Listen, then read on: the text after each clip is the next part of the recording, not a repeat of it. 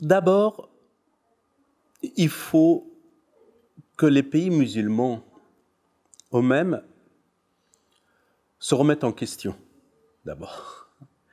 Et que les théologiens musulmans travaillent de la même manière que, ici en Occident, travaillaient les théologiens judéo-chrétiens sur la religion, qui se posent des questions. En Afghanistan, malheureusement, on n'a pas le droit de se poser des questions sur l'islam. Donc, il y a quelque chose parce que dans les pays musulmans, malheureusement, on n'a pas encore trouvé cette piste qui nous amène vers cette prise de conscience sur l'individualité. Ça, c'est quelque chose de très important. En Occident, c'est grâce à la Renaissance qu'on s'est retourné sur soi-même. La conscience sur l'individualité était à l'ordre du jour. L'art, la religion, tout ont réfléchi sur ce phénomène, même la science. Alors, nous, on n'est pas encore là. On est encore dans le Moyen-Âge, sur les questions de la mentalité et sur la question théologique. Tout simplement parce qu'on a 7 siècles de retard.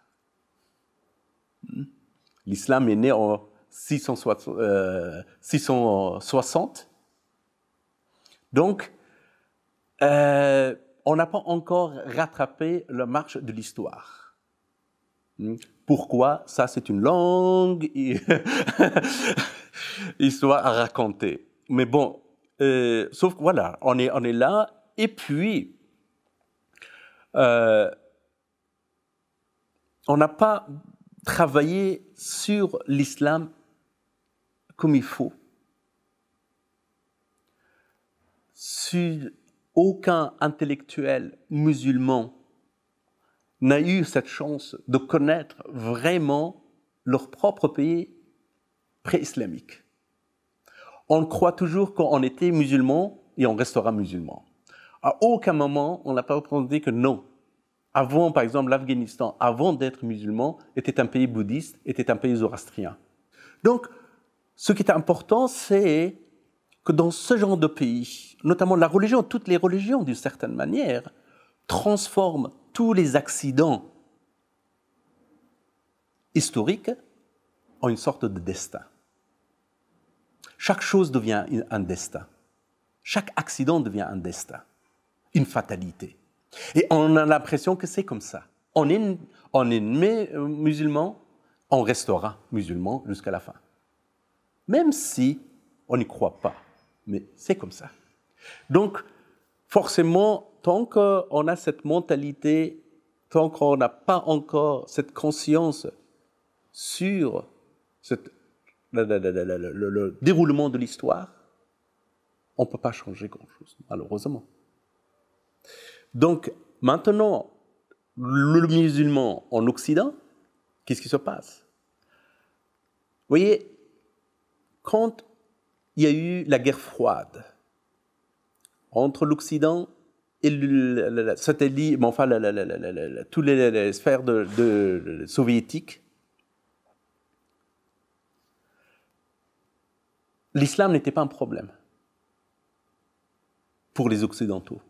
Au contraire, c'était un très très bon moyen pour combattre le marxisme-léninisme à ce moment-là.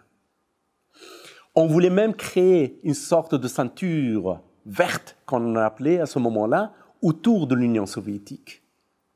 On a aidé tous les musulmans, aussi bien en Afghanistan qu'au Pakistan, en Algérie, dans tous les pays musulmans, contre qui? Contre le marxisme-léninisme. Donc, d'une certaine manière, ce qui se passe aujourd'hui en islam, ce sont les conséquences de cette guerre froide.